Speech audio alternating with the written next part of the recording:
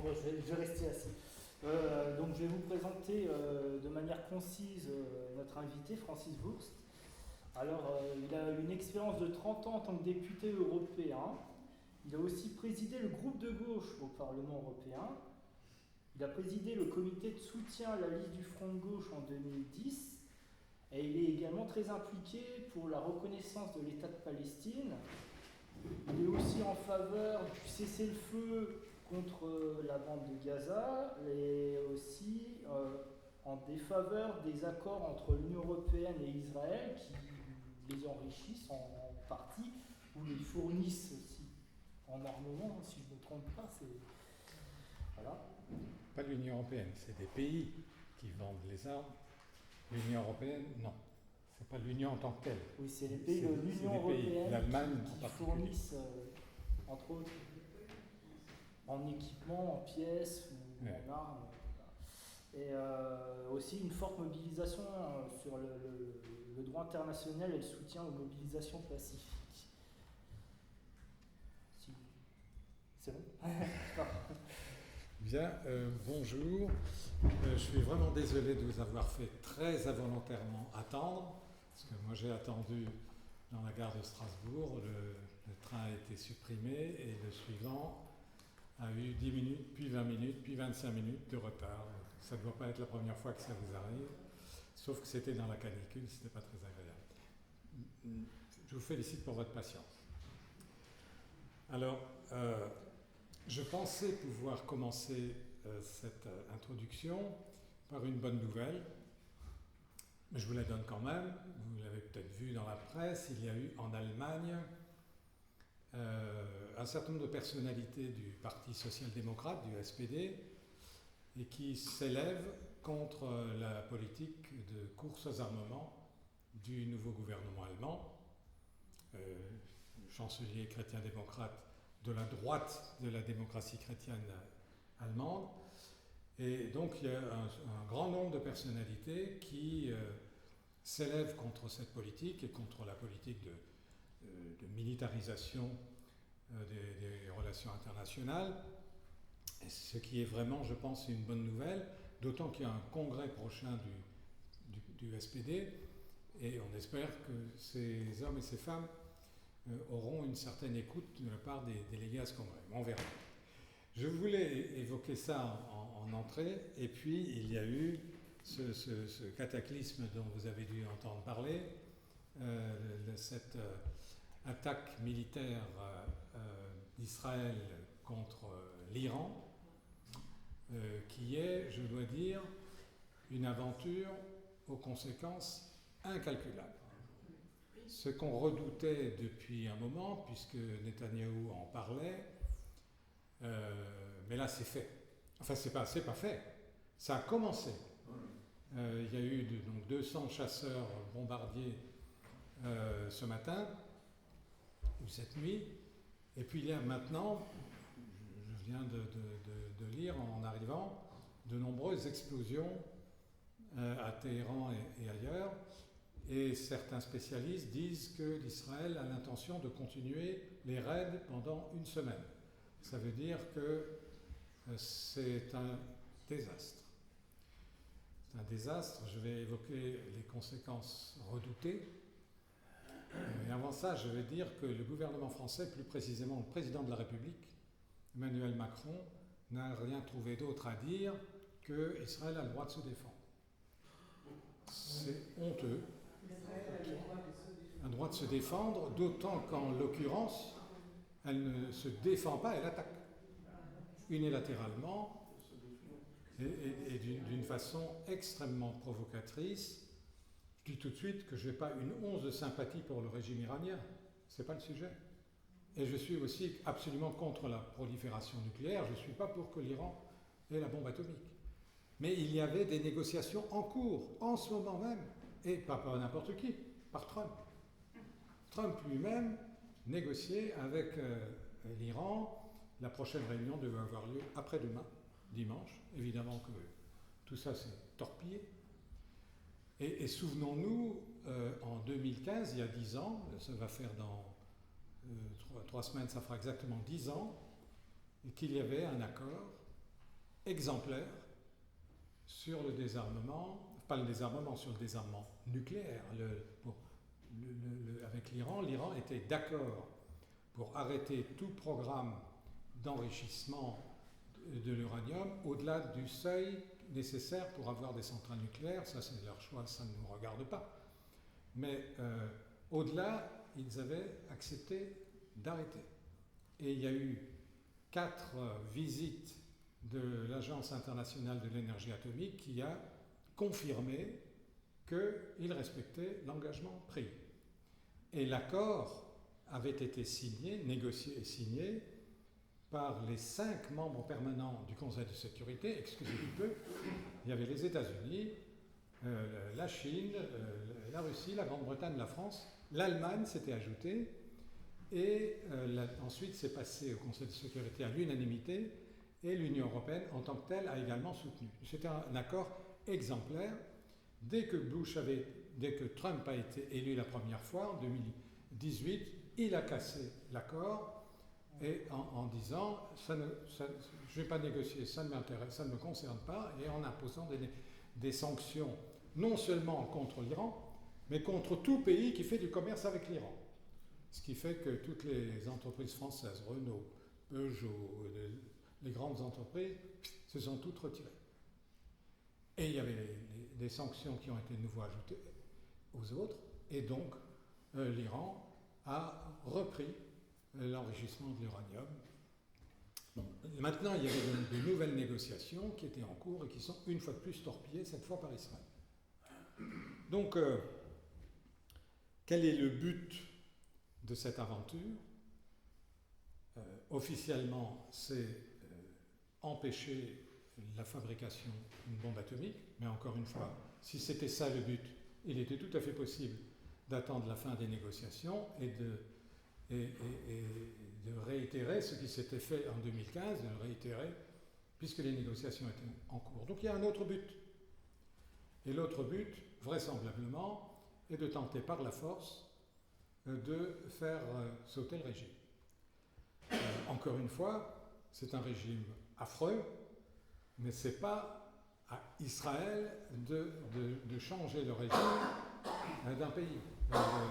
La France a essayé de changer le régime en Libye, on a vu ce que ça a donné.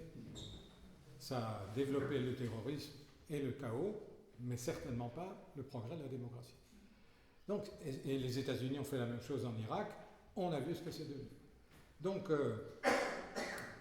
et surtout, s'ils pensent avoir ainsi la population iranienne qui est contre le régime, avec raison, si elle pense la gagner par l'agression militaire, il y a de fortes chances qu'ils se trompent. Mais en dehors de ça, ce régime, c'est un régime théocratique, un peu comme en Israël d'ailleurs, régime théocratique, c'est les pires. Il considère que le fait de les menacer est une humiliation inacceptable. Donc ils ne se laisseront pas faire. Et comme ils se sentent militairement très affaiblis par rapport à l'armée ultra développée d'Israël et à l'aide puissante des États-Unis, notamment en matière de bombes et de renseignements, ils vont chercher autre chose. Qu'est-ce qu'ils peuvent chercher? Il y a par exemple des bases militaires américaines dans tous les pays du Golfe et en Jordanie. Et là, c'est beaucoup plus facile pour les Iraniens d'atteindre ces bases américaines que d'atteindre le cœur d'Israël. Israël va souffrir parce qu'ils disent qu'ils ont un dôme, mais chacun sait que quand on envoie une masse de missiles, il suffit qu'il y en ait 2, 3, 4 qui passent à travers, et c'est la catastrophe pour ceux qui sont en dessous. Et il y aura de nouvelles représailles. Mais surtout, pour les bases américaines, Trump a déjà averti, si vous touchez à un seul Américain, soldat ou civil, vous allez le payer au centuple. Donc il y aura une riposte à la riposte. Et si, y compris ça, ne suffit pas, il y a encore un point extrêmement sensible, c'est le détroit d'Ormuz. Le détroit d'Ormuz, c'est comme dit le nom, détroit, hein, c'est très étroit, et c'est là que passent les bateaux représentant un quart des ventes de pétrole au monde. Un quart du pétrole mondial va passer là. S'ils bloquent, et ils ont les moyens de bloquer, puisque c'est entre Oman et l'Iran, ce détroit. Si eux bloquent, il y a un quart des pétroliers qui ne passent plus. Vous imaginez les conséquences au niveau mondial, et les Occidentaux n'accepteront pas ça. Donc il y a intervention des Occidentaux et riposte. Et quelle est la dernière riposte possible des Iraniens, des actuels mollahs iraniens? C'est ce qu'ils avaient fait dans les années 80-90, les actions terroristes. Et où ils pourront le faire? Quelqu'un avait dit, c'est ouvrir les portes de l'enfer. J'espère me tromper, j'espère que tous ceux qui le disent se trompent. Malheureusement, le risque existe de conséquences totalement immaîtrisables par ces apprentis sorciers que sont les dirigeants israéliens. Et donc, la situation à venir est très dangereuse, totalement irresponsable de la part des Israéliens et de la part de ceux qui les ont laissés faire et qui aujourd'hui encore les couvrent en disant qu'ils ont le droit de se défendre, comme si la question était en l'occurrence la défense. Alors, j'avais proposé à Maurice comme titre « La paix, la concorde, l'émancipation humaine, des objectifs vitaux, une priorité absolue ». On a l'impression que c'est du latin dans le contexte actuel. On a complètement évacué les fondamentaux de la paix. La coexistence durable et confiante de tous et de toutes. Le respect des droits de chacune et de chacun. La promotion des coopérations au développement de l'humanité. Et chaque fois qu'on dit ça, on imagine la situation qui risque d'arriver. C'est aux antipodes. La solidarité plutôt que la compétition sauvage. La coopération plutôt que le chacun pour soi. Les biens communs plutôt que la concurrence à tout va. Le droit pour tous et pour toutes à la santé, à l'éducation, à la dignité, qui sont des sources de paix. L'accès de tous à la sécurité humaine. Pensons à la sécurité alimentaire au monde, qui fait 9 millions de morts par an. La sécurité sanitaire, il y a 2 milliards de personnes dans le monde qui n'ont aucun accès à des toilettes ou l'équivalent, à des même toilettes élémentaires. Le climat, de telles urgences, d'un tel niveau d'importance pour l'ensemble de l'humanité, tout ça passe au second plan quand il y a une situation de guerre comme celle qu'on est en train de vivre. Et donc, tout ça ne fait qu'aggraver une situation qui était déjà extrêmement préoccupante. Il y avait par exemple ce glissement rapide parmi les dirigeants occidentaux dans le sens d'une militarisation des relations internationales. J'ai lu l'autre jour la rhétorique du nouveau secrétaire général de l'OTAN, Mark Rutte, qui dit « Désormais, nous sommes tous sur le flanc Est », c'était avant l'explosion du Moyen-Orient, « nous sommes tous sur le flanc Est, il n'y a plus d'Est, il n'y a plus d'Ouest, il n'y a plus que l'OTAN. » Comme projet pour l'humanité, c'est un peu étroit. Et donc, ils s'alignent, maintenant, les pays de l'OTAN sont d'accord pour s'aligner sur les exigences de Trump, à savoir faire passer les dépenses militaires de 2% des richesses produites actuellement à 5%, peut-être une augmentation de 150% si je sais calculer. Par exemple, pour la France, en 2017, nous avions 32 milliards consacrés aux armes. En 2030, il était prévu de passer de 32 à 69 milliards. Et si la nouvelle disposition passe, on passera à 150 milliards, évidemment, au détriment des dépenses sociales, des dépenses environnementales et de l'aide publique au développement qui c'est déjà inscrit dans le budget, va baisser de 35%. Donc dans ce contexte-là, je voudrais revenir un peu rapidement, compte tenu du retard, mais la discussion permettra de compléter ce qui n'aura pas pu être dit, sur les deux conflits les plus structurants actuellement, le Proche-Orient et l'Ukraine. L'Union européenne étudie, entre guillemets, depuis le 16 mai dernier, ça fait donc presque un mois, étudie pour savoir si Israël respecte ou non les droits de l'homme. Parce que si elle ne respecte, si leur étude permet de conclure qu'Israël ne respecte pas les droits de l'homme, alors, ce que tu as évoqué, l'accord d'association qui unit l'Union européenne à Israël est caduc, puisque l'article 2 de cet accord dit que si un pays qui est bénéficiaire de cet accord ne respecte pas les droits de l'homme, eh bien c'est échu. Vous voyez, ils mettent non seulement des années pour comprendre, mais là maintenant qu'on les interroge, en pleine situation de Gaza, ils doivent travailler pour étudier, pour savoir si Israël viole les droits de l'homme. C'est franchement innommable. Et le ministre français des Affaires étrangères, quand un journaliste a posé la question « Mais vous êtes pour la suspension de l'accord d'association ou pas ?» Il a dit « J'attends les résultats des investigations de la Commission pour savoir si Israël viole les droits de l'homme. » Je ne sais pas où on est, mais c'est inimaginable. Et en même temps, la même Union européenne, la même Commission européenne, au même moment, vient d'élaborer le 18e ou le 19e, 19e série de sanctions contre la Russie. Là, il n'y a pas eu besoin je suis pour les sanctions.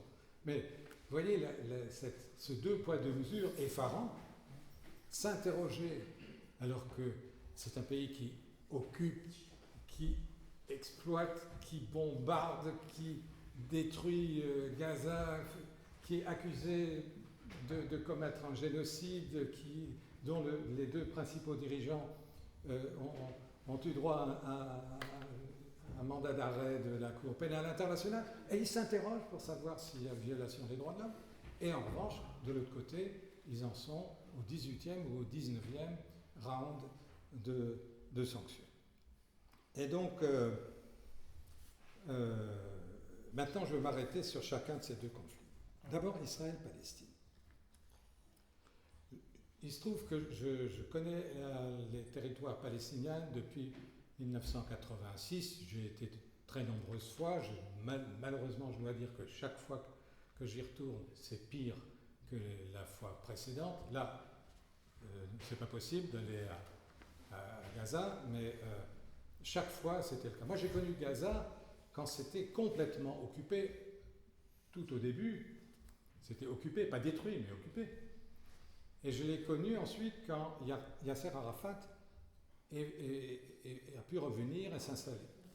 Eh bien, je voyais, dans la capitale, Gazaville, il y a une allée centrale avec de l'herbe sauvage. Eh bien, les gens qui habitaient de part et d'autre avaient planté des fleurs.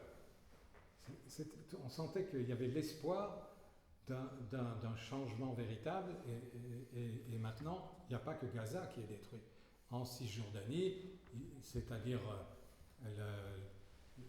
la partie en principe non occupée, mais qui est réoccupée par l'armée israélienne, il y a là aussi une tentation de réoccupation définitive du territoire, comme à Jérusalem-Est, qui est, d'après le droit international,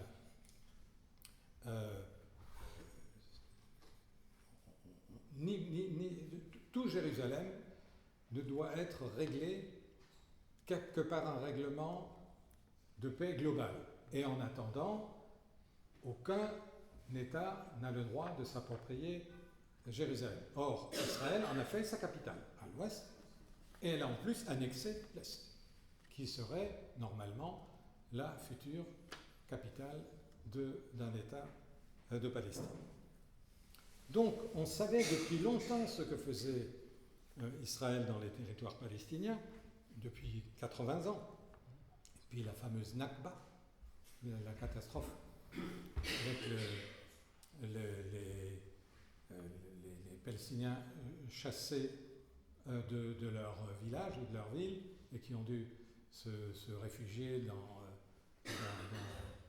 à Gaza en particulier, et puis dans d'autres pays limitrophes.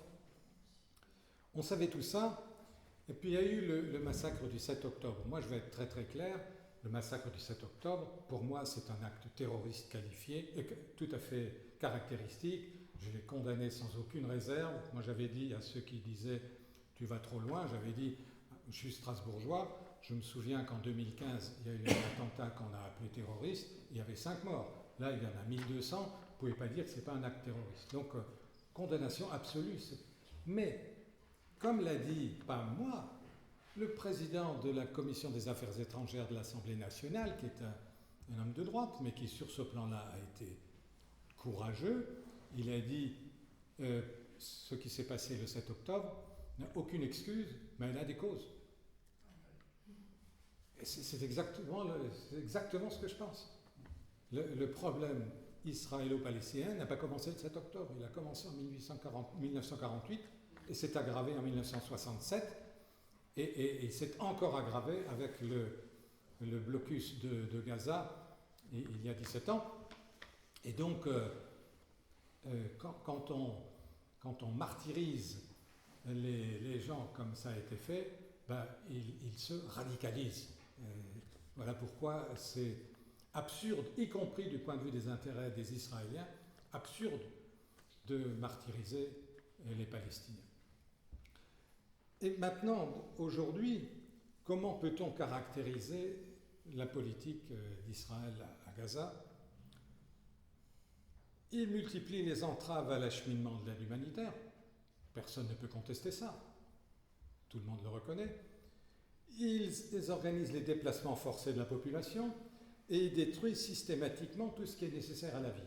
Que ce soit l'eau, que ce soit les terres arables, que ce soit les écoles, les hôpitaux. Eh bien, écoutez, ces 3 points, c'est la définition d'un crime de génocide. C'est la définition. Donc, ce n'est pas une exagération de dire qu'Israël est en train de commettre un génocide contre la population de Gaza.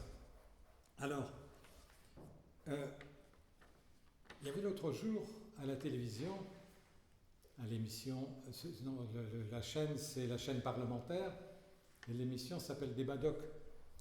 Quand vous regardez ça le soir à 20h30, il y a toujours un documentaire et puis un débat.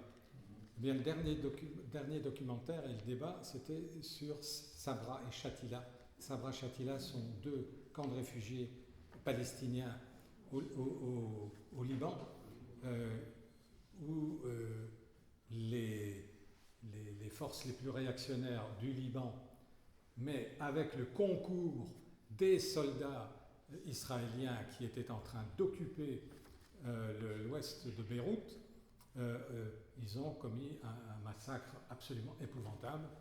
Et ils ont montré les reportages qu'avaient fait les journalistes, extrêmement émus quand ils ont découvert les charniers. Eh bien, à l'époque, il n'existait ni Hamas, ni Hezbollah. Il existait le Fatah de Yasser Arafat, et ils faisaient avec Yasser Arafat et le Fatah ce qu'ils font aujourd'hui avec le Hamas et le Hezbollah. Donc ce n'est pas le Hamas et le Hezbollah qui est le problème, c'est les Palestiniens. Ils ne veulent pas qu'existe un peuple palestinien, une nation palestinienne, et encore moins un État palestinien. Je vous dis entre parenthèses, vous savez qu'il doit y avoir prochainement, ces prochains jours, une conférence à New York présidée par la France et l'Arabie Saoudite autour de la question de la solution des deux États. Vous savez que Macron tergiverse de plus en plus, il s'était engagé à reconnaître l'État de Palestine et il repasse en arrière chaque jour un peu plus. Mais on a appris ce soir que depuis 2 jours, Trump a envoyé un message à tous les chefs d'État occidentaux qui envisagent de participer à cette conférence en disant « Ceux qui nuisent aux intérêts d'Israël à cette conférence le payeront cher. » Et nuire aux intérêts d'Israël, c'est par exemple reconnaître l'État de Palestine. Donc en fait, si Macron tergiverse, c'est parce qu'il a peur des représailles de Trump. Donc ça, je ferme cette parenthèse, mais pour dire, dans ce reportage, donc à la télévision, on a vu que ce que disait à l'époque, c'était Sharon, c'était pas un Netanyahou, c'est Sharon. Sharon, qui était ministre de la Défense, il disait on veut la peau d'Arafat et il faut que tous les Palestiniens qui sont là partent. Et quand ils ont obtenu le départ organisé d'Arafat et de ses troupes qui se sont repliées vers Tunis, une fois qu'il n'y avait plus de combattants, ils s'en sont pris aux civils, notamment les femmes et les enfants et les vieillards du camp de Sabra et du camp de Shatila. Donc tout ça, c'est pour éclairer le présent. C'est la même chose aujourd'hui pour l'ensemble du peuple de Gaza. Alors, que faire? Je pense qu'il faut faire de cet État, tant qu'il est dirigé par des hommes comme Netanyahou et sa clique fasciste, il faut faire de cet État, tant qu'il est dirigé par des gens comme ça, un État paria. Non pas un État qu'on soutient, mais un État qu'on isole. Moi, je me souviens de l'ancien chef de la diplomatie européenne, M. Solana, qui est un Espagnol, qui en 2009 avait fait une conférence à Jérusalem pour tout le gratin du gouvernement israélien, et il avait dit « Je vous annonce qu'Israël est un pays membre de l'Union européenne ». Alors il y a eu une stupeur dans la salle. Il a dit « Certes, vous n'êtes pas membre des institutions européennes, mais vous êtes membre de l'Union européenne puisque vous êtes le seul État au monde à bénéficier de tous les programmes européens. » Donc, vous voyez, on encourage, non seulement on ne sanctionne pas, mais on encourage. C'est de la complicité ouverte. Et donc, je pense qu'il faut se battre pour qu'il y ait un embargo sur les armes. Alors ça, c'est pas pour l'Union européenne, mais c'est pour les États membres. Par exemple, même la France vend des munitions. Mais l'Allemagne vend des armes puissantes. Je ne parle pas des États-Unis qui fournissent l'essentiel. Donc, embargo sur les armes, suspension de l'accord d'association, arrêter toute forme de complaisance et même se battre, agir pour que d'autres pays s'alignent sur les mêmes positions plutôt que de leur délivrer une sorte de permis de tuer.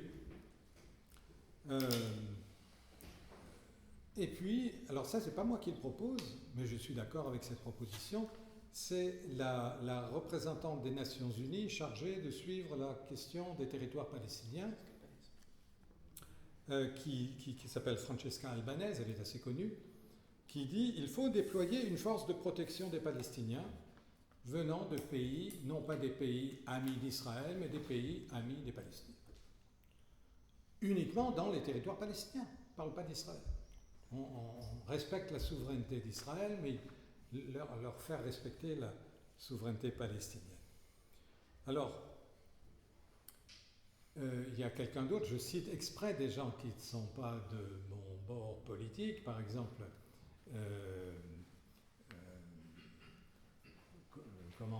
l'ancien Premier ministre de Villepin, merci. De Villepin, il dit il faut déférer ensemble tous les gouvernements, il faut déférer ensemble tout le gouvernement israélien devant la Cour pénale internationale en écrivant collectivement à cette Cour. Voilà quelque chose de juste. Et c'est un ancien Premier ministre de droite. Donc, on doit pouvoir en discuter. Et puis, je pense qu'il faut suivre de plus près les actions courageuses des résistants israéliens au rouleau compresseur de l'armée israélienne.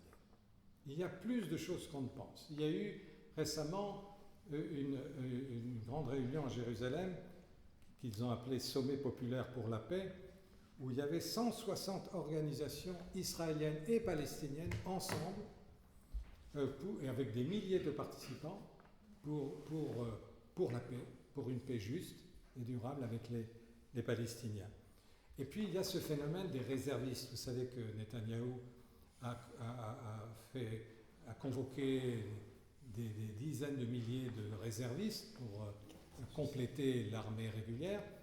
Et il y a un taux de refus considérable de la part des réservistes. 40% des réservistes convoqués refusent de venir alors qu'ils risquent d'être traités en déserteurs. Donc il y a des...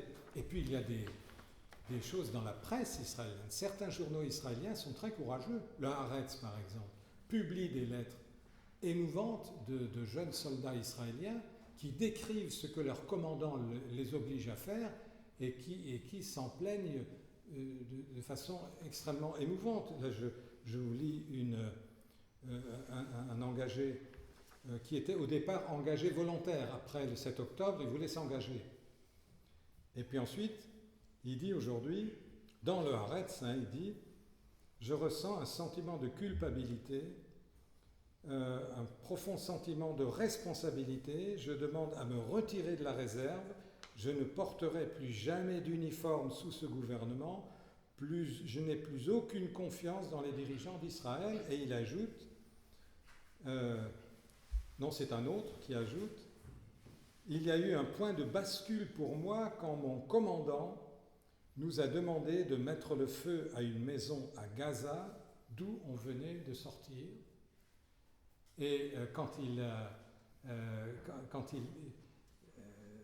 dit, mais je ne supporte plus ça. » Un autre écrit qu'ils sont sortis pour mener une patrouille.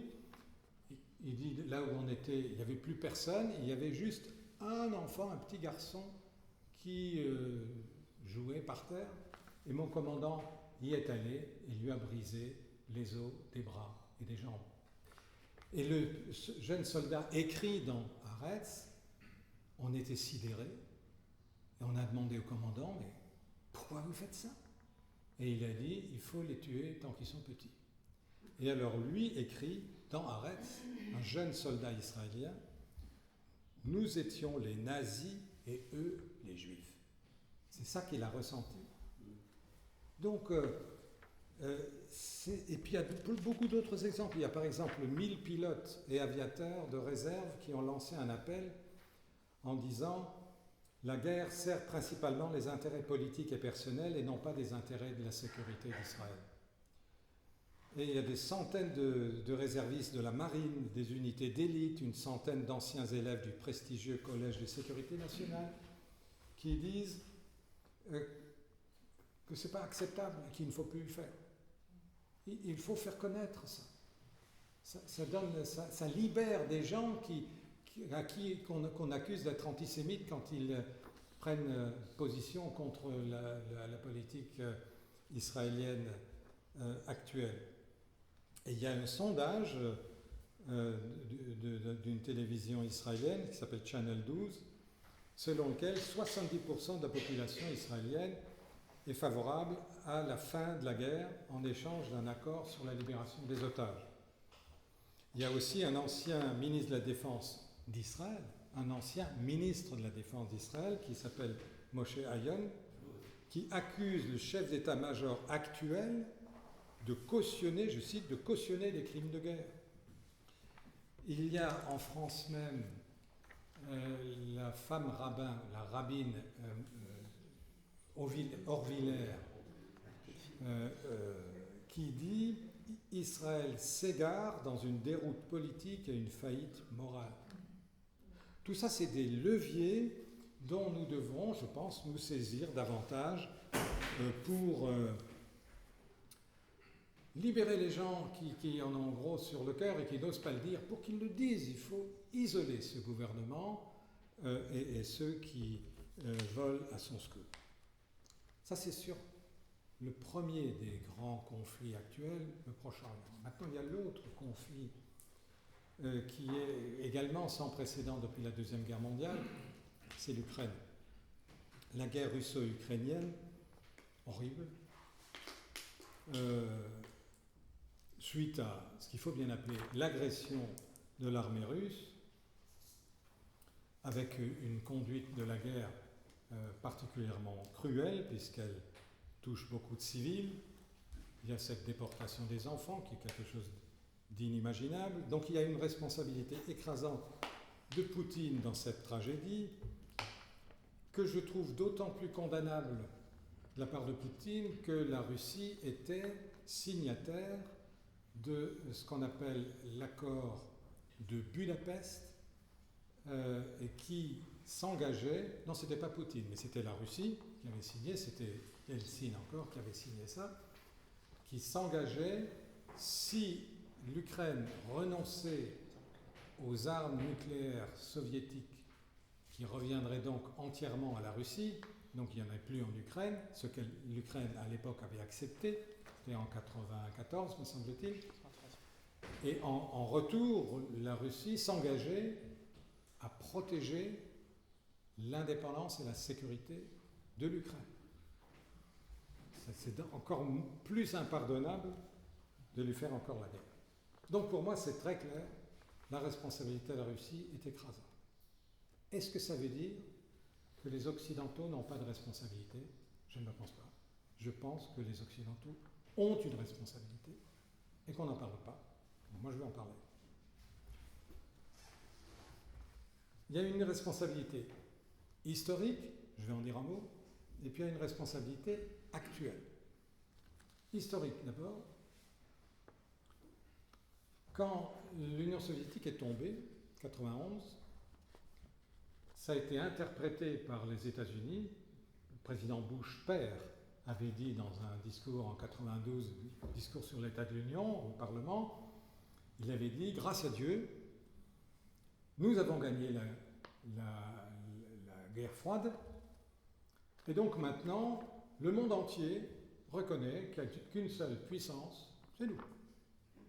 Ça voulait déjà dire dans quel sens il interprétait la nouvelle situation héritée de la chute de l'URSS. Et ils se sont donné une doctrine qui s'appelle la doctrine Wolfowitz, qui était à l'époque le numéro 2 du Pentagone, que j'avais étudié à l'époque, cette doctrine Wolfowitz en 1992, qui a dit, maintenant que notre ennemi est mort, nous devons nous donner tous les moyens pour que plus jamais, ni dans l'ancienne Union soviétique, ni en Europe, ni en Asie, n'émerge une puissance capable de nuire à nos intérêts. Et ils s'en sont donné les moyens avec l'élargissement de l'OTAN. Et donc ils ont lancé l'élargissement de l'OTAN en infraction à tous les engagements pris du temps de Gorbatchev. Et il y avait à l'époque, aux États-Unis, un débat très vif parmi les dirigeants américains contre ce projet d'élargissement de l'OTAN. Et je ne peux pas manquer de vous lire un extrait d'une de ses personnalités, mais c'est la plus remarquable, c'était un fanatique de la guerre froide, hein, pour vous dire, c'était pas un agneau pascal. George Kennan, c'est lui qui avait inventé l'expression « il faut refouler l'Union soviétique ». Donc pour vous dire, eh bien, en 97 exactement, le 5 février 97, il a écrit un article dans le New York Times dont je vous lis quelques lignes seulement. Il dit « À la fin de 1996, l'impression s'est répandue qu'il a été décidé d'étendre l'OTAN jusqu'aux frontières de la Russie. Il n'est peut-être pas trop tard pour avancer un point de vue qui, je crois, n'est pas seulement le mien, mais est partagé par un certain nombre d'autres personnes ayant une expérience étendue, et dans la plupart des cas plus récente, des questions russes. Ce point de vue dit sans embâche, dit-il, est que l'élargissement de l'OTAN serait l'erreur la plus fatale de la politique américaine de toute l'ère de l'après-guerre froide. On peut s'attendre, dit-il, à ce qu'une telle décision, écoutez bien, enflamme les tendances nationalistes, anti-occidentales et militaristes de l'opinion russe, qu'elle ait un effet négatif sur le développement de la démocratie russe, qu'elle rétablisse l'atmosphère de la guerre froide dans les relations Est-Ouest et qu'elle oriente la politique étrangère russe dans des directions qui ne nous conviennent pas. Tout était dit. Et pas par lui seul. Il y a une longue liste de personnalités, dont certains anciens ministres de Clinton, qui étaient sur cette base. La responsabilité, c'est que ils l'ont fait malgré tout ça.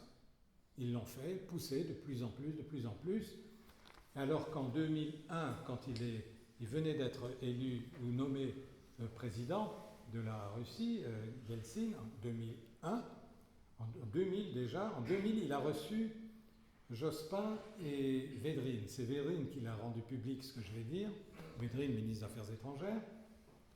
Il leur avait dit « Aidez-moi à créer un état de droit en Russie ». C'est bizarre quand on le connaît aujourd'hui.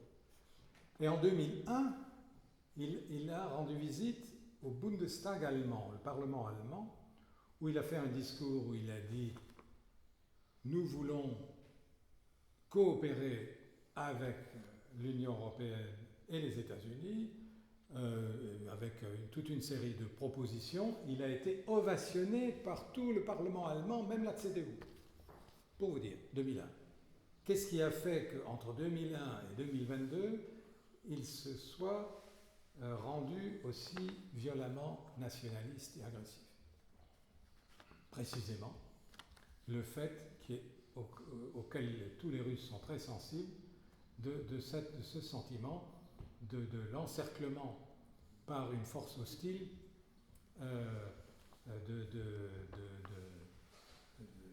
de leur pays. Donc ça, c'était la responsabilité historique. Et puis il y a une responsabilité beaucoup plus récente qui date de 2022. Donc la guerre a été lancée en 25 février 2022. 6 semaines après, début avril 2022, il y a eu des négociations russo-ukrainiennes à Istanbul, en Turquie. Et un ancien conseiller de Zelensky a publié récemment un article à ce sujet où il a dit « Quand nous avons, nous, délégation ukrainienne, quand nous avons quitté Istanbul, nous avons sabré le champagne tellement les résultats de cette négociation étaient prometteurs, puisque, dit-il, 90% des questions que nous avions mises sur la table étaient en passe de trouver une solution. » Qu'est-ce qui s'est passé à ce moment-là? À ce moment-là, alors que l'Ukraine semblait proche d'un accord avec la Russie, avant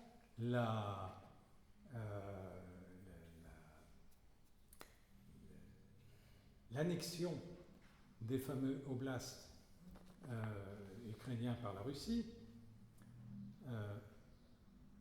Qu'est-ce qui s'est passé? Il y a eu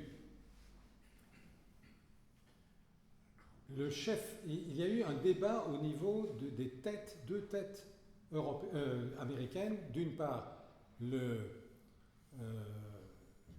chef d'état-major général des armées américaines, excusez du peu, c'est le soldat le plus gradé de toutes les armées américaines.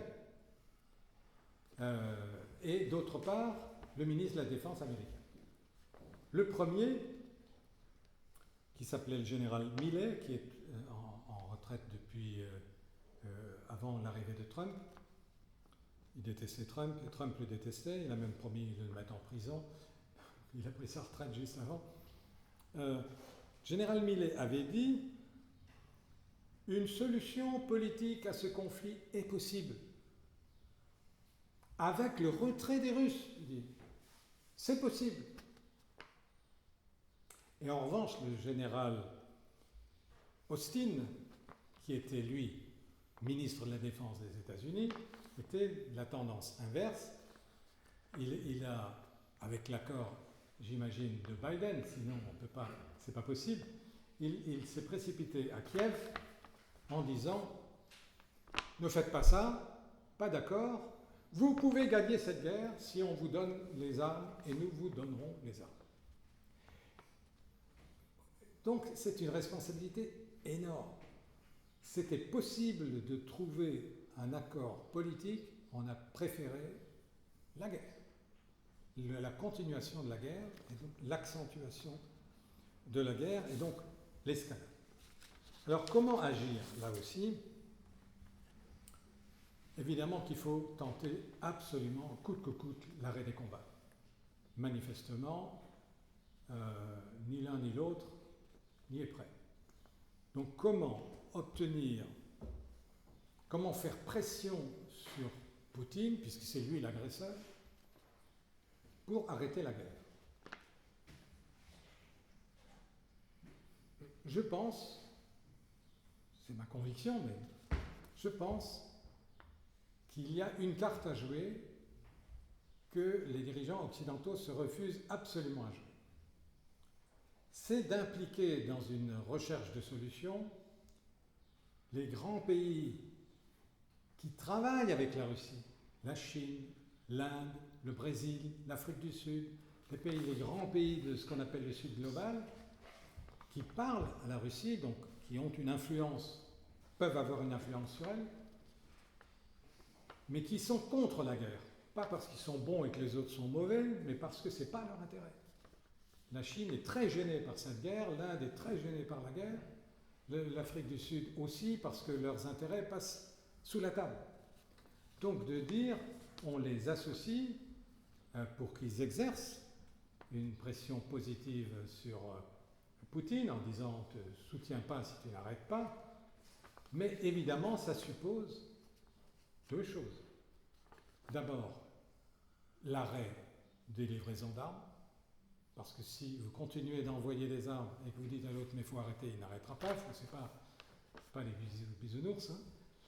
Et deuxièmement, il faut accepter d'intégrer l'idée dont ces pays sont porteurs, qui est favorable à une aspiration massive, non pas de Poutine, mais du peuple russe, qui est la sécurité. Ça veut dire que ce n'est pas possible que l'OTAN soit maîtresse du jeu à la frontière immédiate de la Russie. À cet égard, j'aime bien citer des gens qui ne sont pas de chez nous quand ils disent des choses raisonnables.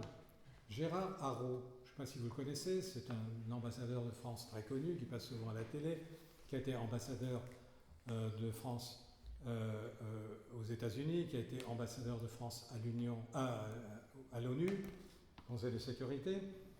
Il a dit, lorsque l'OTAN a dressé son drapeau à Tallinn, en Estonie, aux portes de Saint-Pétersbourg, ce ne pouvait être vu à Moscou que comme une menace. En 2008, il y avait...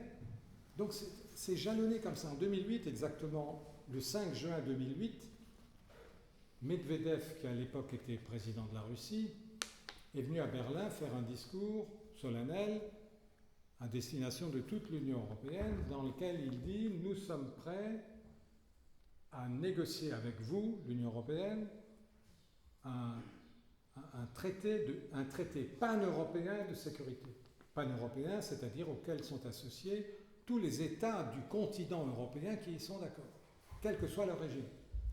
Et il avait dit, on met tout sur la table. Le désarmement, les conflits gelés, la circulation des hydrocarbures, tout, à une condition.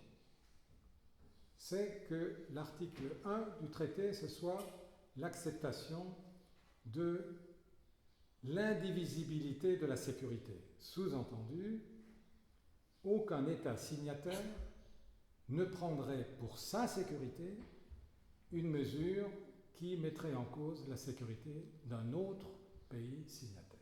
Ça voulait dire arrêter l'élargissement de l'OTAN et voilà. Eh ben, vous savez ce que l'Union européenne a fait? Aucune réponse. J'étais encore parlementaire européen à ce moment-là, et c'était pendant un semestre de présidence française. Il y avait Kouchner, qui était ministre des Affaires étrangères, qui ressemblait toute l'Europe, en séance. Donc je l'ai interpellé, et j'ai dit, est-ce que je pourrais connaître la réponse du Conseil européen, c'est-à-dire les chefs d'État et de gouvernement, à la proposition de M. Medvedev? Et il me répond, ça c'était du Kouchner, personnellement, je trouve que c'est une idée intéressante. D'accord, merci, mais ce n'est pas la question. Quelle est la réponse du Conseil européen? Ah ben, il n'y en a pas. Ils n'ont jamais, même pas répondu à cette offre.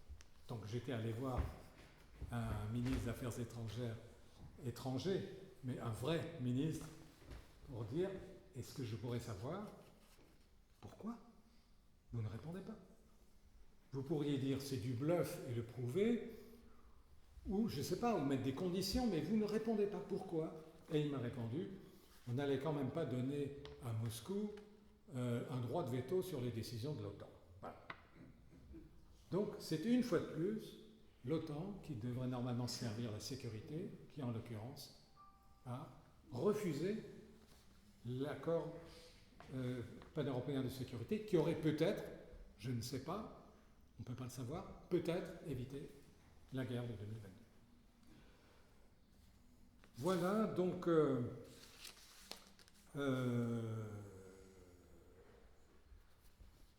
je pense que actuellement nous sommes dans une situation où il y a non seulement cette guerre qui continue et qui s'envenime, et il y a la guerre au Proche-Orient qui est atroce et qui maintenant prend une nouvelle dimension qui risque d'être, de dépasser et de loin les frontières du conflit israélo-palestinien.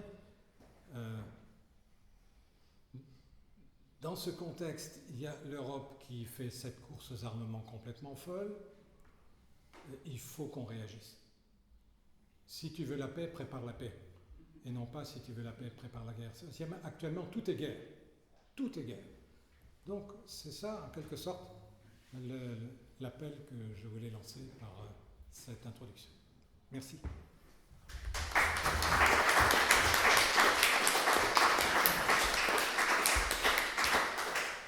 Maintenant, c'est à vous.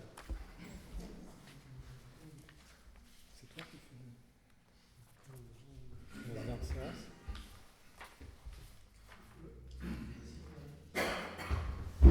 Actuellement, il y a énormément de mouvements citoyens un petit peu partout en Europe. On voit bien sur nous, sur Colmar, à Strasbourg, et serait-ce que chez nous, ce qui est en train de se préparer, des marches citoyennes pour dénoncer ce qui se passe à Gaza, par exemple. Est-ce que vous pensez que c'est en train de s'étendre un petit peu à tous les pays européens, est-ce que ça va mettre une pression à nos gouvernements respectifs et ça va leur monter à la tête ce que vous dites, c'est cette explosion positive de la solidarité avec le peuple palestinien. C'est l'autre rare bonne nouvelle de la période. C'est vrai en France, C'est encore plus vrai en Italie. Vous avez vu ces photos à Rome extraordinaires. À Londres, la France a pris beaucoup de retard, mais je trouve que là, ça se développe. Oui, c'est évidemment ce qu'il y a de mieux à faire. Je pense qu'en plus des manifestations, je suis pour les explications. Ce que j'ai essayé d'évoquer. Parler par exemple des résistants à cette politique en Israël même. C'est très important. Par exemple, j'étais à une réunion sur la Palestine à Paris samedi il y a 8 jours. Oui, demain il y a 15 jours, voilà. Et j'ai rencontré notamment Ofer Bronstein. Ofer Bronstein était conseiller de Rabin. Vous savez qui est Rabin? C'est celui, Premier ministre, qui s'est fait assassiner par un extrémiste juif, précisément parce qu'il voulait faire la paix avec les Palestiniens, et ceux qui avaient en quelque sorte alimenté ce mouvement qui a conduit à l'assassinat de Rabin, c'est ceux qui sont aujourd'hui au pouvoir. Netanyahou était l'ennemi juré de Rabin. Donc, je l'ai rencontré, on a eu une très très bonne discussion. Il est actuellement, il dirige un mouvement pour la paix en France, un mouvement pour la paix en Palestine en France. Comme israélien, il est franco-israélien. Et lui dit, par exemple, si je suis convaincu que s'il y avait un État palestinien, il n'y aurait pas eu le 7 octobre. Très important. Mais il faut le dire. Moi, depuis qu'il me l'a dit, je le dis partout. Vous voyez, donc les explications, les manifestations et les explications. Autour de nous, si on peut, ce que j'ai dit tout à l'heure, libérer les gens qui hésitent, ils ont peur qu'on dise vous êtes antisémite. Alors, Ofer Bronstein est antisémite. Les manifestants de Tel Aviv sont antisémites. Absurde. Voilà, mais évidemment, c'est la voie à suivre. D'autant que, il ne faut pas qu'on imagine que parce que maintenant Israël se lance dans une nouvelle aventure en Iran, qu'ils arrêtent à Gaza. À Gaza, ils veulent susciter ce qu'ils appellent les départs volontaires, c'est-à-dire en fait des expulsions des Gazaouis, une fois que, comme l'a dit le ministre Smotrich, donc d'extrême droite, qui a dit, vous verrez, dans quelques mois, Gaza sera totalement vide et détruit. Donc ce projet-là continue. Il faut l'arrêter. Et pour l'arrêter, il n'y a rien que tel que gagner une majorité, une grande majorité de l'opinion publique, seule pression efficace sur nos gouvernements respectifs, et le nôtre est particulièrement lâche sur ce plan-là. Oui. Que penses-tu de la marche qui a été partie d'Algérie, je crois, mais ces marcheurs ont été rejoints par d'autres militants d'autres pays arabes et qui veulent donc aller apporter de la nourriture et briser le blocus. Est-ce que tu penses qu'il y a une chance? À mon avis, tout ce qui se fait dans ce sens est bienvenu. À mon avis, ils n'y arriveront pas parce que les Israéliens empêchent, comme on vient de voir, empêchent tout accès à Gaza. Et malheureusement, y compris le pouvoir égyptien, n'aide pas. Vous avez vu qu'il y a une autre marche qui part du Caire jusqu'à Rafah. Je connais cet endroit, j'y étais, c'est la porte de Gaza, mais qui dépend des Égyptiens. Eh bien, les premiers qui sont arrivés ont été refoulés par la police égyptienne. Ils veulent avoir de bonnes relations avec Israël. C'est pas l'ennemi principal, on va pas. L'ennemi principal, en l'occurrence, c'est le gouvernement israélien. Mais c'est vrai que les Égyptiens, le pouvoir égyptien n'aide pas. Mais bon, il faut le faire. Toutes les initiatives qui focalisent l'attention du public sur Gaza, à mon avis, est bienvenue. Mais encore une fois, ça doit toujours être accompagné d'explications. Il ne faut pas que ce soit simplement du spectacle. Il faut bien montrer que c'est sincère, c'est profond. Ce qu'on veut, c'est la fin de ce calvaire abominable qui a déjà fait 55 000 morts, et peut-être beaucoup plus, parce qu'il y a un magazine très connu en Angleterre, le Lancet, magazine de santé, des chercheurs de haut niveau, qui dit « Vous êtes très très loin des réalités, en fonction de ce qu'on sait des disparus, c'est pas 55 000, c'est 136 000, ou je sais pas quoi. J'en sais rien, donc je n'utilise pas ce chiffre, mais 55 000, c'est reconnu par l'ONU, 55 000 morts, des milliers de gens au bord de la famine, des enfants martyrisés, enfin, il faut que ça s'arrête. Donc tous ceux qui font des initiatives doivent prouver que c'est sincère. C'est pas de la com. Il ne faut pas faire de com sur un sujet aussi grave.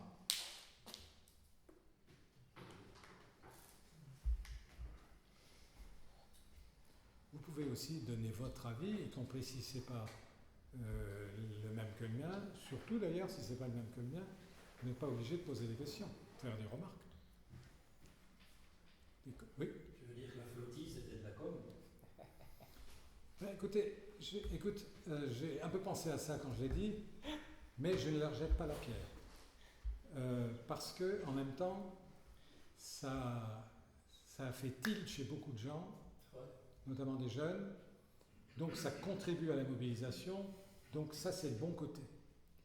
Et Rima Hassan, elle est palestinienne, elle est née dans un camp de réfugiés, donc je ne lui jette pas la pierre. J'ai même fait un article sur elle, où j'ai fustigé ceux qui l'attaquent parce qu'elle utilise des formules que moi je n'utiliserai pas, mais elle est palestinienne.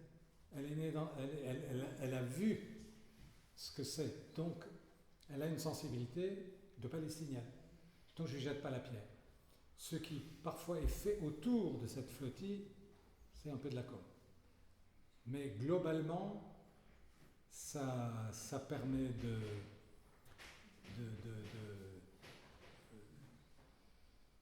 mettre dans le coup des gens qui autrement ne seraient pas venus, et ça c'est positif.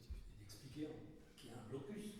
Parce que le but de cette flottille, c'était d'aller briser le blocus, quoi, et de permettre... Ça, personne ne pouvait y croire. Personne ne pouvait y croire. Pour le public, c'était important d'avoir connaissance. Peut-être. Bon, je ne sais pas s'il y a beaucoup de gens qui sont dupes, mais au moins, on a parlé énormément dans les médias du problème de Gaza. Et ça, c'est positif. Ils ne l'auraient pas fait s'il n'y avait pas eu ça. Donc, je dis bien, ça, c'est positif. Maintenant, si vous voulez, quand il y avait eu, il y a maintenant des années, c'était en 2004, je crois, en 2005, il y avait eu un raid terrible de l'armée israélienne sur le camp de réfugiés de Jénine, en Cisjordanie. Et j'étais encore au Parlement européen, donc j'avais proposé à tous les groupes politiques, sauf l'extrême droite, s'ils sont d'accord pour constituer une délégation pour tenter d'aller à Jénine, juste après le massacre, pour témoigner. Et il y en a qui m'ont dit, mais tu n'y arriveras pas, on n'y arrivera pas. Alors, je dis, mais nous, on ne fera pas de com. On emmène avec nous Reuters, avec la télé. Reuters, c'est pas n'importe quoi. Une agence de presse d'une taille mondiale. Si on est une délégation avec tout le monde, tous les groupes, sauf l'extrême droite, je vous promets qu'on fera une conférence de presse pour dire ce qu'on a vu ou pas vu, etc., chacun aura la parole librement et donc vous ne risquez rien. Il n'y aura pas de récupération. Donc ils étaient d'accord. Il y avait dans le lot un conservateur britannique, membre de l'amitié d'Israël à Londres, qui a dit « J'ai informé monsieur l'ambassadeur d'Israël à Londres que je venais à condition d'être libre de dire ce que je veux. Je serai totalement libre. » On est arrivé, ça c'est les dictatures, on ne sait pas pourquoi, on est arrivé, il y avait l'armée qui, à l'entrée de Jénine, avant même le camp de réfugiés, qui barrait tout avec des chars et tout, on est arrivé, ils s'écartent, ils nous laissent rentrer. On ne sait pas pourquoi. Quel ordre ils avaient? On a pu rentrer, donc on y est allé, on a vu le chef de l'hôpital, directeur de l'hôpital était un Algérien, un Palestinien d'origine algérienne. Donc il parlait français. Donc c'était très facile pour moi, on a discuté, ce qu'il nous a dit était absolument effarant, d'une cruauté inimaginable, mais devant tout le monde. Et après ça, j'ai tenu parole. On est allé à Jérusalem-Est, dans un grand hôtel, pour faire une conférence de presse. Il y avait beaucoup de journalistes.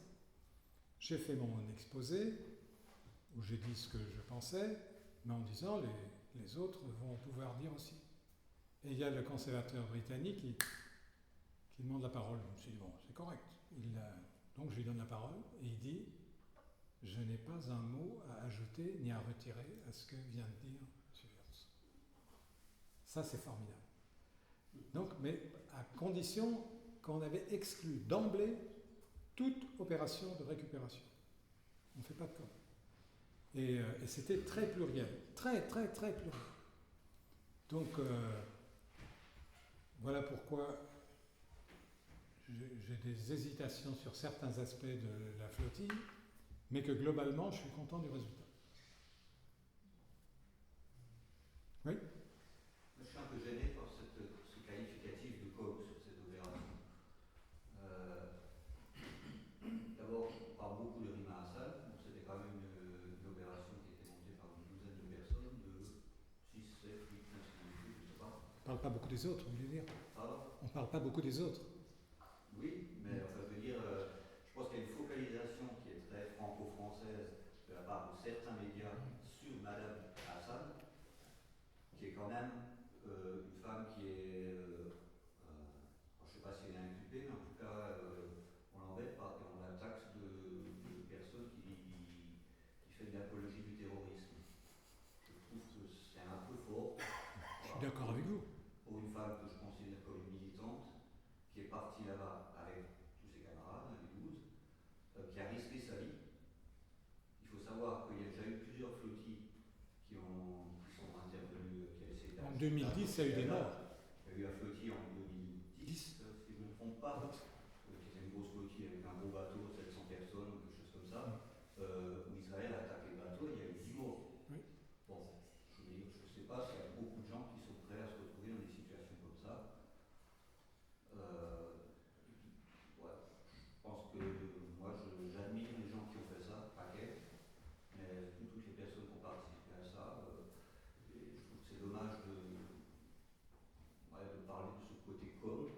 Je veux dire, ça fait partie aussi de l'éveil des consciences. On parlait de l'impact qu'a Rima Hassan sur la jeunesse. Je pense que c'est très important. Dans les cités, il y a un public jeune, avec sans doute beaucoup de gens qui sont issus de Palestine. Je pense qu'elle a un impact qu'il faut reconnaître. Voilà. Mais je vous rejoins. C'est un peu ce que j'ai dit sur elle. J'ai dit, même si elle a... Moi, je ne l'ai jamais traité de terroriste. C'est quand quelqu'un à la télé l'avait traité de terroriste que j'ai fait mon C'est le papier. gouvernement qui fait ça. Que j'ai fait mon papier dans l'Humanité dimanche pour dire pas d'accord. Et en disant, y compris, j'avais mis le débat oui, le combat non. Le débat, si on n'est pas d'accord avec certaines choses qu'elle dit, c'est d'accord. Le combat, la traité de terroriste, non. Donc, je vous rejoins. Je disais, par rapport à l'idée on va rompre le blocus, personne ne peut Non, c'était le une croire. opération symbolique. Voilà. Je pense qu'ils Mais, en avaient conscience. mais comme vous avez dit vous-même, j'ai dit, je trouve que le résultat est positif, c'est-à-dire ça focalise pour des gens qui étaient moins sensibles à ça avant sur la tragédie de Gaza. Oui. Les médias jouent quel jeu? Les journalistes jouent quel jeu? Parce qu'on a l'impression que c'est toujours sur Israël, sur les positions d'Israël, et que les Palestiniens, ils ne peuvent pas donner leur opinion, et que les gens ils sont focalisés par ce qu'ils entendent à la télé. Ils pensent que c'est juste et tout ça. Moi, j'ai l'impression qu'il y a de la désinformation, et que les médias comme Bolloré et tout cela, ils font beaucoup de mal à l'information, à la démocratie. Complètement d'accord avec vous. Il y a d'heureuses exceptions. Surtout dans la dernière période, il y a quand même des images qui passent. Et il y a chez certains journalistes, je pense, une ignorance des réalités et une paresse, je le dis franchement, si on parle à des millions de gens, on se donne la peine de maîtriser le sujet avant d'en parler. Et puis, d'autre part, il y a, ça vient plutôt, je pense, des directions des chaînes, il y a, par exemple, moi j'ai entendu ce matin France Info, ils ont invité, son nom m'échappe maintenant, mais c'est un maître de conférence qui est présenté comme spécialiste du Proche-Orient, son nom m'échappe, mais vous le connaissez, sur France Info et à la télé, il est tout le temps invité comme le spécialiste. Je peux leur en citer 5 autres des spécialistes qui disent le contraire, mais ils ne sont jamais invités. Lui, il a dit ce matin, à propos des raids israéliens sur l'Iran, il a dit, il faut comprendre que l'Iran est en train de fabriquer la bombe, c'est une affaire, maintenant c'est plus une affaire de semaines, mais de jours. J'ai lu en revanche dans la presse qu'Israël dit c'est une affaire de mois.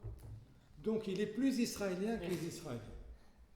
Il a dit une affaire de jours, alors qu'en Israël on dit c'est une affaire de mois. Donc il y a toute une palette de situations. Il y a des incompétents, il y a des directeurs qui orientent, y compris par le choix des invités. Par exemple, Pascal Boniface, que je connais bien et qui est très favorable aux Palestiniens, il est blacklisté sur plein de chaînes de télé et de radio.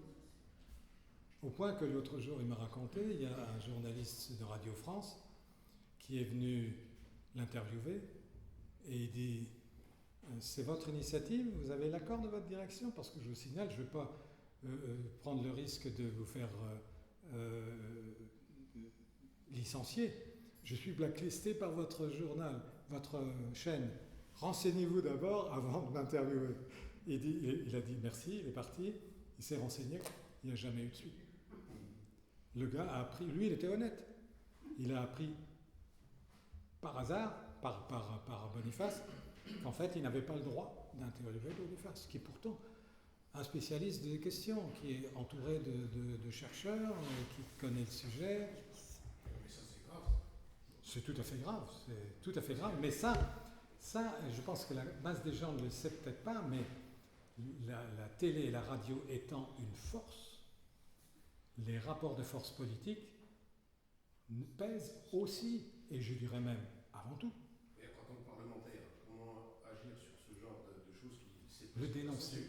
Le dénoncer parce que ce n'est malheureusement pas illégal de travailler contre l'objectivité dans les médias. Chaque chef d'un média, patron d'un média, est libre. La preuve, tu as cité Bolloré et autres, c'est honteux, c'est une presse de caniveau. qui multiplie les mensonges, mais les livres. Donc, malheureusement, il faut dénoncer, dire la vérité, faire connaître des extraits et montrer que c'est un mensonge, ou que c'est un tiers de vérité, 2 tiers de mensonge, pour que ça passe un peu mieux. Je disais tout à l'heure, les explications, c'est pareil.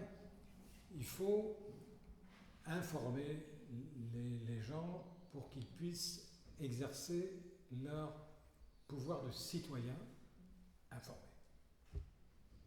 Je ne pense pas qu'il y ait d'autres luttes plus efficaces. Mais c'est un travail permanent sur n'importe quel sujet, pas seulement sur les sujets les plus clivants. Il faut faire très attention. Quand j'entends quelque chose et que je trouve que c'est bizarre, je recherche tout de suite les sources pour... parfois c'est moi qui me suis trompé, mais je recherche pour ne pas répéter à mon corps défendant quelque chose de déformé, même si ça m'est favorable. Oh, pardon. Il y avait 2.1 sur l'IMSN et la flottille, sans dire que c'était une récupération de com ou qu'elle voulait forcer le blocus. On peut s'entendre pour dire que au moins ils ont matérialisé le blocus, ils ont montré que le blocus existe encore, justement que les gens se rendent compte que n'importe qui ne peut pas livrer n'importe quoi là-bas. Je pense que là-dessus tout le monde est d'accord. Mais ils ont un mérite beaucoup plus grand que celui-là, à mon avis, c'est de focaliser l'attention sur ce qui se passe à Gaza. Parce qu'on a l'impression, parce que nous on est motivés, que tout le monde est motivé. C'est pas vrai. Il y a, surtout dans la jeunesse, il y a pas mal de jeunes qui sont dépolitisés. Ça les repolitise au bon sens du terme, et ça c'est positif. C'est même la principale qualité de l'initiative. Et mon deuxième point, c'est par rapport à une lecture un peu plus décalée sur l'OTAN. Un petit peu plus décalée sur l'OTAN. Vous avez fait un point sur l'OTAN, un gros point sur l'OTAN pour le coup. L'OTAN, vous êtes tous au courant qu'il a été construit en miroir par rapport au pacte de Varsovie. Et quand le pacte de Varsovie a disparu, l'OTAN est resté. Et c'est élargi. Oui, mais j'y viens. Justement, l'OTAN, il a besoin d'un ennemi pour exister, justement, parce que avoir une alliance militaire, s'il n'y a pas d'ennemi à côté, ça sert à quoi? Et pendant les 10 années après la fin de l'URSS, l'OTAN a commencé à attaquer à tout va, la Yougoslavie, bombarder un petit peu aussi la Syrie, tout ça. Enfin, c'est trouver des missions. Normalement, c'est ce qu'on appelle le 5e article de l'ONU, je crois, quelque chose comme ça, où en fait l'ONU donnait un mandat à l'OTAN pour pouvoir intervenir sous mission de l'ONU dans un pays. Pour trouver une justification à l'OTAN, justement. Parce qu'ils avaient besoin de conflits. Parce qu'encore une fois, les alliances militaires sans conflit, ça ne sert à rien. Sans compter que les États-Unis d'Amérique sont sont les plus grands dépensiers militaires. Ils ont 700 milliards de dépenses par an, voire 800 milliards de dépenses par an en défense, alors que les seconds sur la liste sont les Chinois à 300 milliards. C'est-à-dire qu'en fait, les Américains ont quasiment 90% de la dépense militaire globale. Donc c'est énorme. Et donc, moi je vois l'OTAN comme ça maintenant, c'est-à-dire que c'est une organisation qui permet justement aux États-Unis d'exporter leurs armes, de pouvoir toujours grossir à côté, et on en revient limite sur la définition initiale de l'impérialisme, où en fait on a un petit centre à côté qui a besoin de produire ses armes pour pouvoir exporter sa production, et qui va de plus en plus loin pour trouver des guerres et des clients. Il cherche des clients. Et les conflits qu'on peut avoir par exemple avec la France, qui est, rappelons-le aussi, le 3e exportateur d'armes du monde, c'est qu'on se bat pour savoir qui c'est qui va réussir à vendre ses avions à l'Union européenne, entre les F-35 américains et les Rafales français, sous prétexte que chacun des 2 pays exportateurs cherche ses marchés. Et c'est terrible parce qu'en fait, on est sur une militarisation du monde, sous prétexte qu'on a besoin de développer notre appareil de production et de faire des sous. Parce que c'est pas les verres de vent Corex ou je ne sais pas quelle industrie qui va réussir à faire tourner et relancer la machine productive dans le monde. Donc il faut trouver des endroits où on est capable de trouver des trappes de production, où on est capable d'engranger du capital et de le détruire après. Et je pense que l'OTAN sert principalement à ça, c'est-à-dire créer des conflits, augmenter la conflictualité dans le monde pour vendre des armes et continuer à maintenir la domination américaine sur le monde. Donc après, comment faire pour détruire l'OTAN, c'est la grande question. Moi, j'ai pas la réponse. Juste une illustration. Notre ministre des Armées a dit il y a 6 semaines peut-être que la guerre d'Ukraine était une aubaine pour l'industrie de défense française. Il a osé dire ça. Et c'est le résumé de ça. Enfin, c'est inimaginable, mais il l'a dit. Oui, moi c'est plus sur l'Ukraine et la Russie. L'avenir du pays de l'Ukraine et la Russie, aujourd'hui on voit que des pays comme la Roumanie, la Pologne sont basculés avec des nouveaux gouvernements vers la droite, même extrême droite, et ils disent plus soutenir l'Ukraine ou moins, enfin j'en sais trop rien. Même la Pologne veut en fait virer tous les Ukrainiens qui étaient venus en Pologne à cause de la guerre, ils veulent les faire rentrer chez eux. Et donc là, pour l'instant, une partie de l'Ukraine est envahie. Pour la sécurité de la Russie, jusqu'où serait-il prêt à aller? Soit on peut s'arrêter là, d'aller encore plus loin, ou pour toute l'Ukraine, pour que ce soit un no man's land, pour que ce soit une protection. Et après, il y a une deuxième chose, une troisième chose, c'est on voit une guerre un peu spéciale, surtout une guerre de drones, de missiles. Mais j'ai l'impression qu'on ne voit pas ce qui est encore derrière. Alors, par exemple, avec la Russie, les chars, l'aviation, on ne la voit jamais. Est-ce que c'est ils n'en ont pas? Ou alors c'est toujours en stock à côté, quoi. Pour l'instant, ils ne s'en sont pas servis. Et, La Russie? Oui. Parce qu'on ne voit pas trop, on voit plutôt une guerre de drones, de missiles, mais tout ce qui est aviation, chars et tout ça, dans les images, dans la guerre, alors peut-être c'est pas montré, je n'en sais rien. Pour le moment, on ne voit pas tout ça. Alors est-ce qu'on a surestimé l'armement russe ou pas? Je voudrais d'abord dire une chose pour éviter tout malentendu. Moi, je pense que l'acquisition de territoire par la force contre un autre pays est inacceptable. Et s'il y a demain des négociations, ce que je souhaite, je pense qu'il ne faut pas entériner l'acquisition des territoires ukrainiens par l'armée russe. Sinon, c'est le début d'un monde où tout est possible. On ne peut pas, je parle de nous, je ne parle pas des États, nous, on ne peut pas d'un côté combattre Israël parce qu'elle occupe et annexe des territoires palestiniens et accepter que les Russes acquièrent des territoires par la force ukrainienne. Donc pour moi, c'est une position de principe intangible, où que ce soit. Et vous savez que quand la Chine, quand j'ai cité la Chine tout à l'heure, l'impliquer, quand elle a fait, en 2023, son projet de plan de paix, il y avait une dizaine de principes qu'elle proposait de défendre. Le premier principe, c'était respect de l'intégrité territoriale. Voilà pourquoi je dis, il faut utiliser ça.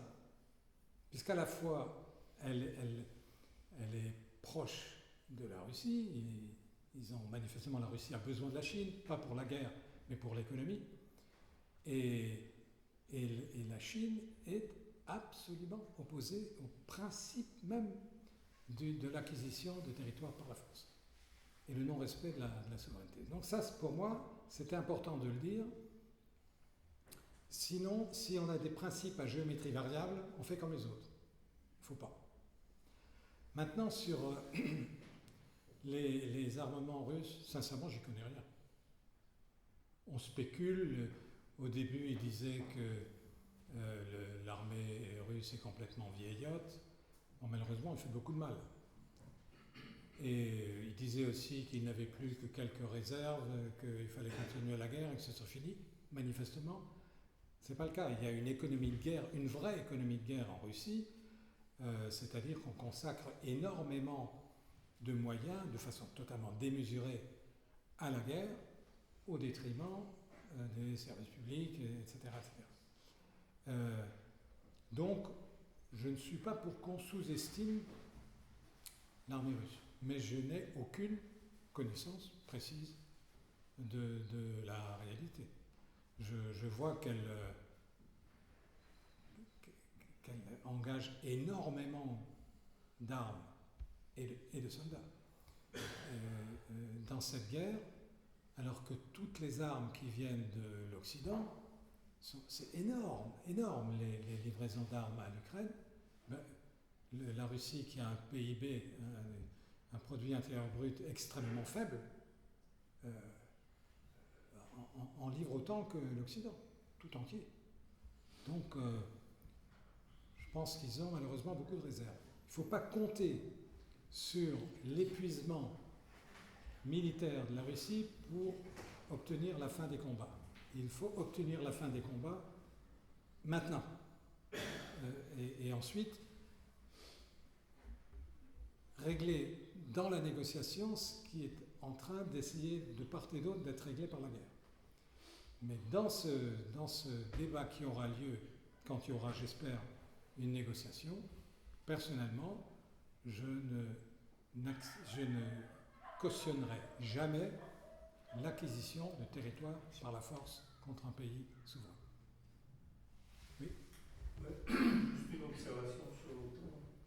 Je rebondis sur ce qu'a dit Benoît. Quand le pacte de Varsovie a été dissous, on pouvait espérer que l'OTAN fasse autant. Vous pouvez l'espérer, mais pas y croire, c'est pas possible, puisque l'OTAN n'a pas eu besoin du pacte de Varsovie pour exister, puisqu'il a été élaboré bien avant, en 1949, et le pacte de Varsovie seulement en 1956, sauf erreur. 52 peut-être, mais peu importe, c'était après. Donc, ils n'avaient aucune raison, parce que le pacte de Varsovie avait disparu, de leur point de vue, hein, il n'y avait aucune raison. Le nôtre point de vue, c'est autre chose. Ils n'avaient aucune raison et même ils l'ont élargi en violation des accords qu'ils avaient avec Gorbatchev. Oui. Je vais réagir par rapport à ce que tu as dit par rapport à la Russie. L'Union soviétique a payé un tribut énorme dans la guerre. Ensuite, il y a eu un coup énorme pendant la guerre froide. Parce que au lieu de maintenir militairement un équilibre, ils auraient pu avoir besoin de cet argent pour le développement du pays. Et j'ai l'impression que là, la Russie, c'est encore une fois un gouffre au niveau économique. Parce que comme tu l'as dit, ils produisent, bon, je ne suis pas pour la guerre, hein, tout. Mais après, c'est une remarque, après je voulais dire par rapport à la Palestine. Le Parti communiste, au début de la guerre, le 7 octobre, et j'avais l'impression que le parti était traumatisé par ce 7 octobre. Pour prendre des positions, c'était presque rien du tout, quoi. Et il a fallu un moment, bon, ça ne veut pas dire que les militants n'étaient pas engagés hein, dans les associations, dans les collectifs, pour se battre. Et le fait maintenant d'avoir invité l'OLP, le Parti communiste palestinien, je ne sais pas si l'autorité palestinienne était là aussi. Non. Parce que quel débouché à l'OLP par exemple, parce que l'autorité palestinienne, bon, je ne suis pas très au courant, mais j'ai l'impression qu'elle est assez à côté du problème. Alors, pour que tout le monde comprenne de quoi il est question, le Parti communiste a organisé samedi dernier à Paris une conférence, il a co-organisé avec l'OLP, l'Organisation d'Opération de la Palestine, une conférence au siège du Parti communiste, et j'y étais. C'est moi qui ai animé les débats. Il y avait des représentants de l'Organisation de Libération de la Palestine, parce que l'autorité palestinienne émane de l'OLP. Le président de l'autorité palestinienne est président de l'OLP. Donc, on a fait plus large. Et l'OLP, c'est en quelque sorte c'est la permanence de la représentation officielle des Palestiniens. L'autorité palestinienne est aujourd'hui effectivement très, très, très affaiblie, y compris dans représentativité, disons. Donc l'OLP, ce n'était pas discutable parce que c'est l'organisme qui représente officiellement depuis les années 60 le peuple palestinien.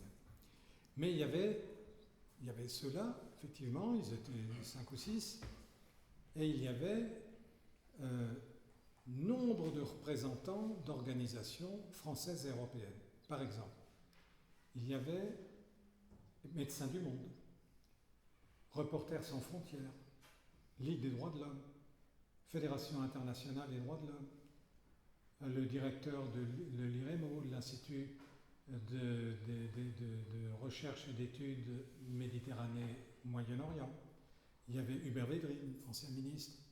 Il y avait Ofer Bronstein, dont j'ai parlé, etc., etc. Il y avait l'AJPF, c'est de l'association qui promeut les jumelages entre des villes françaises et des camps de réfugiés palestiniens. La présidente était là, etc., etc. Il y avait énormément d'acteurs. Il y avait 2 grands juristes britanniques. Il y avait le président du Parti de la gauche européenne. Il y avait même, par vidéo, l'ancienne présidente de la République de Malte, qui, je l'ignorais, est très engagée aux côtés des Palestiniens. Donc il y avait énormément d'acteurs de terrain qui ont fait des interventions extrêmement précieuses. Je regrette qu'on n'ait pas plus publié ça, parce que j'ai vu l'article de l'Humanité du lundi ne pouvait pas avoir tout ça compte tenu de la temporalité. Il faut que l'UMA sorte très, très, très tôt. Ils n'avaient pas le temps d'entendre tout le monde. Mais je pense que ça a été filmé, je pense que c'est disponible. Oui, c'est disponible. Ça devrait circuler parce que c'était formidable ce qui a été donné comme témoignage des gens de terrain qui connaissent leur affaire. Et donc, ça a fait un bien énorme à ceux qui étaient là. Il y avait beaucoup de monde, la salle était pleine. On devrait pouvoir profiter de ça. Donc je trouve que c'était une excellente initiative. Sophie Binet qui a fait une très bonne intervention. Sophie Binet de la CGT. Il y avait Sophie Binet de la CGT. Qui a fait une très bonne intervention. Il y avait aussi la FSU. Oui, tu as fait bien de le dire. Et Sophie Binet, oui, elle était excellente, comme toujours. Et donc, il y avait... Je ne connais pas une initiative qui ait eu lieu avec autant de participants, aussi divers, aussi représentatifs, en l'espace d'une journée. Donc, c'était formidable. Est-ce que les médias en ont parlé? Bonne question. Quand je vous dis tout ça, ils le savaient. Ils ont été invités en sachant qui allait venir. Ils savaient. Vous savez, et puis il y a eu une conférence de presse. Vous savez qui est venu? En dehors de l'Humanité. Un quotidien, Libération, qui a fait un article politicien le lendemain en disant le Parti communiste veut faire la pige à la France insoumise. Donc ils ont fait un truc. Nul. Vous ne savez pas, en lisant l'article, qui était là et qu'est-ce qu'ils ont dit. Et en dehors de ça, il y avait une télé Bolloré qui voulait nous descendre en flammes. Point. Personne d'autre en conférence de presse. C'est pour ça que c'est à nous de faire la communication, au bon sens du terme. Le résultat de cette conférence? Le résultat, c'est que tous ceux qui étaient là sont repartis gonflés à bloc autour d'eux. Il y avait beaucoup d'associations. Et moi, je pensais qu'il y aurait... c'est peut-être prévu, mais l'actualité va si vite que si ce n'est pas tout de suite, ça perd de son efficacité. Je pensais qu'il y aurait soit une petite brochure avec tout ce qui a été dit, soit une vidéo largement répandue. J'ai pas vu. Alors, tu as vu quelque chose que je n'ai pas vu? J'ai pu suivre l'intervention de Sophie Binet, j'ai pu suivre l'intervention du représentant de l'OLP, et enfin, il y avait quand même sur les réseaux sociaux. Non? Du parti essentiellement. Ah oui, d'accord. Sur YouTube, sur la chaîne. Ah oui, Et d'accord. après, oui, on pouvait aussi l'avoir par YouTube. Oui. D'accord. Enfin, plus on peut faire circuler ça, mieux c'est, parce que c'était formidable. Et pas, jamais, pas un mot politicien. Chacun est intervenu sur son sujet. Médecin du Monde, c'est Corti, vous l'entendez à la radio, il est formidable. Mais c'est des acteurs qui sont sur le terrain. Quand ils parlent de quelque chose, vous avez la chair de poule, hein, parce que c'est du vrai, c'est du vécu.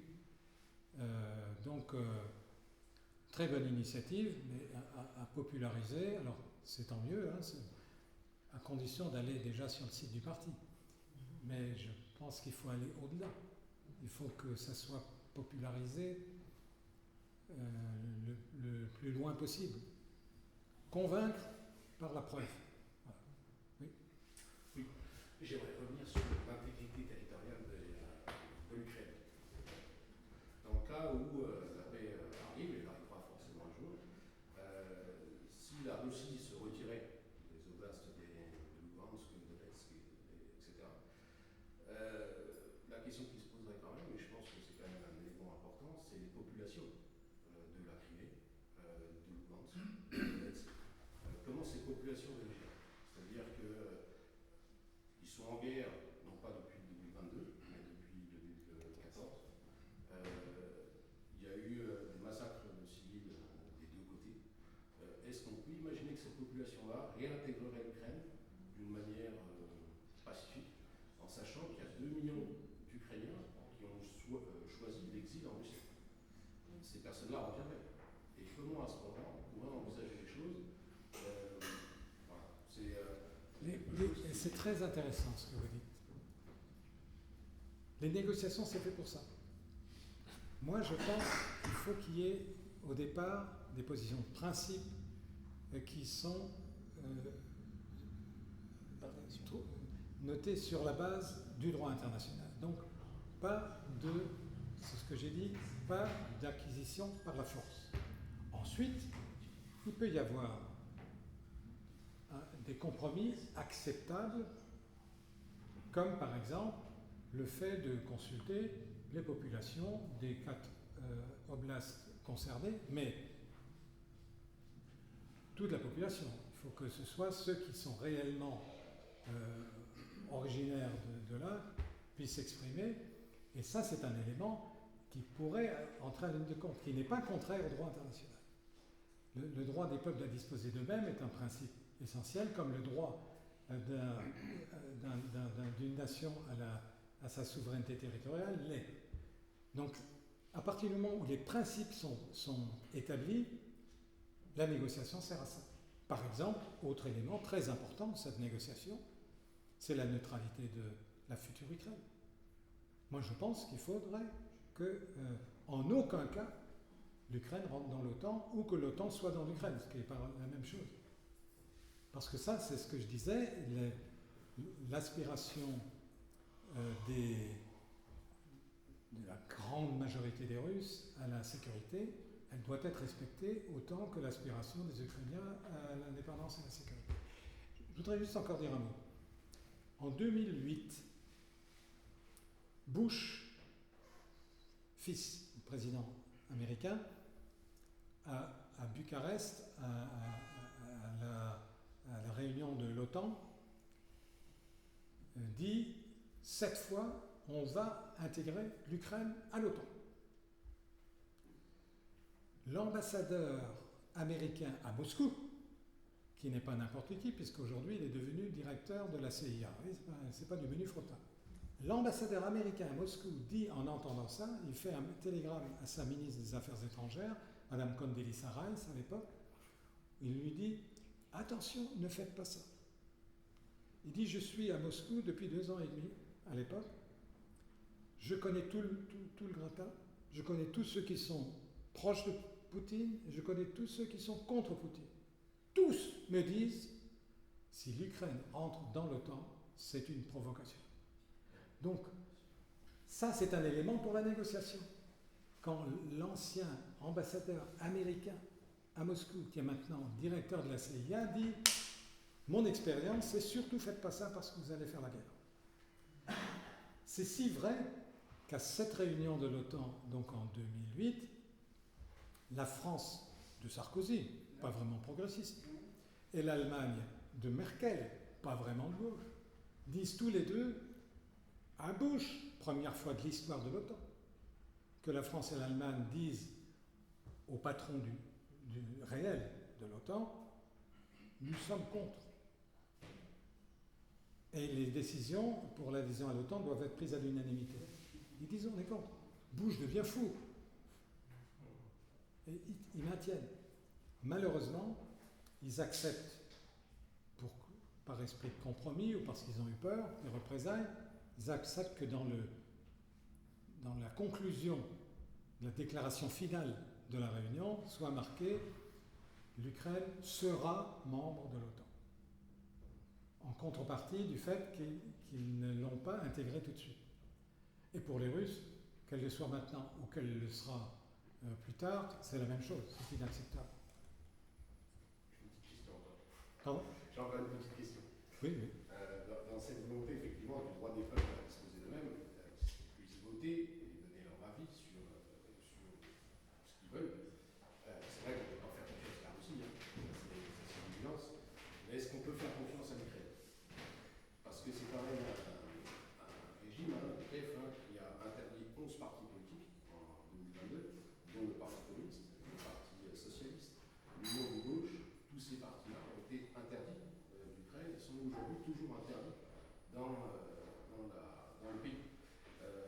Donc est-ce que, si demain on laissait voter effectivement les gens du Donbass, est-ce qu'il y aurait réellement, même de la part de l'État ukrainien, la possibilité de s'exprimer d'une manière libre? Et voilà. Et l'autre question que j'ai, c'est si c'est pas possible, qui pourrait garantir ça? C'est-à-dire que, étant donné que nous, depuis maintenant 3 ans, on est partie prenante du conflit, qu'on le veuille ou non, on est partie prenante, qui pourrait avoir cette légitimité pour être en quelque sorte médiateur d'un conflit aujourd'hui où il n'y a pas vraiment d'issue? Vous posez des questions excellentes et qui permettent d'approfondir. Je disais tout à l'heure, je pense qu'il faut impliquer des grands pays du Sud global qui sont à la fois, qui discutent, qui dialoguent avec Moscou, mais qui sont en même temps pour que la guerre s'arrête au plus vite. Je parlais de la Chine ou de l'Inde ou de l'Afrique du Sud ou du Brésil. Je pense que précisément le fait d'impliquer non pas que l'Occident, parce que la Russie n'acceptera pas, ni n'impliquer que des satellites de Moscou type Biélorussie, etc., parce que ça n'a pas de sens, et ça ne serait pas accepté par l'Occident, qu'il y ait, qu'on implique des pays qui représentent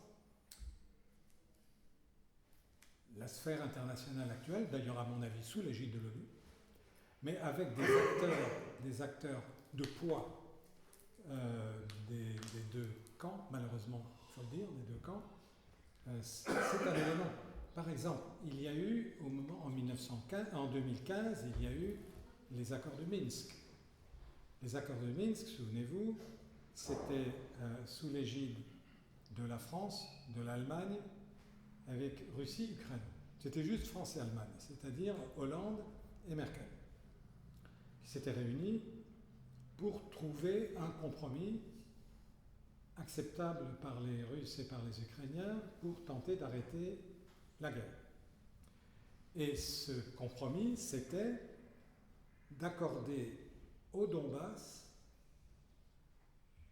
une autonomie suffisante pour que les gens du Donbass, qui ne sont pas alignés sur le gouvernement de Kiev, puissent avoir satisfaction dans le cadre de la souveraineté ukrainienne. Les Ukrainiens ont accepté, les Russes ont accepté, l'Allemagne et la France se sont dit garantes. Qu'est-ce qui s'est passé? L'Ukraine n'a absolument pas respecté les données, puisqu'il fallait changer la constitution, il fallait accorder l'autonomie relative. Ils ne l'ont pas fait. La Russie ne l'a pas fait non plus parce qu'il fallait en même temps respecter la frontière soit sous le contrôle des Ukrainiens. Ils n'ont pas voulu, bref.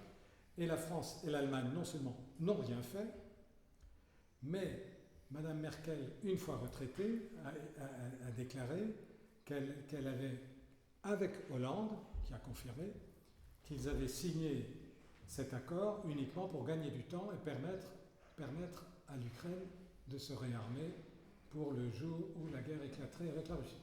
Elle a dit ça. C'est honteux pour un chef d'État de dire j'ai joué, j'ai bluffé. Et Hollande, on lui a dit mais c'est vrai ça? Il a dit oui.